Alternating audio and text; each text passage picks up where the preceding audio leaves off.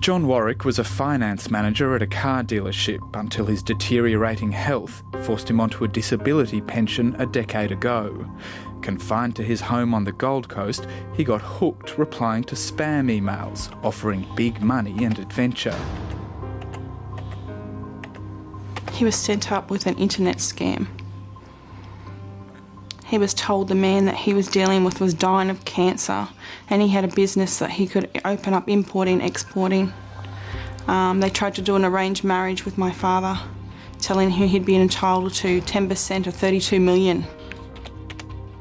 John Warwick was in touch with men from China, Africa and Australia who, unbeknownst to him, were members of a drug syndicate. Emails show he was groomed for months by a person who used the alias Lee Wong and who claimed to have cancer. Dear brother, my friend from Africa wants to meet you face to face. He promised to buy a ticket to China for you and I don't want us to miss this business. I seriously need money and I know you do. I would not be able to fly that far due to ill health. He could have a Skype video call with me. You should ignore what your doctor told you, that you cannot fly far.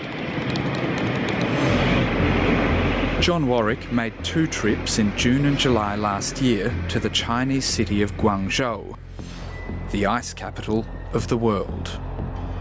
His flights and accommodation were funded by his new friends. His family thought he was there to set up an import-export business. I cut his hair the day before he left. And while I was cutting his hair, he told me that that's what he was going over for, do business deals, but his mate's dying. And he wanted to see him. And he was paying for him to go over.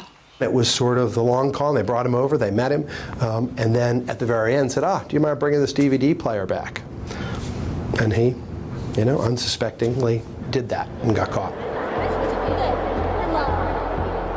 At Guangzhou Airport, John Warwick was found carrying up to $300,000 worth of the drug ice in a DVD player.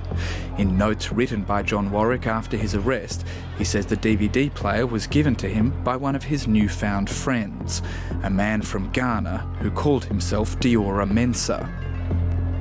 On my second trip, when Diora asked me to take a second DVD player back with me, he bought a large black bag so I could put all my gear in it. The player was sealed in plastic as before, so I packed my clothes around it.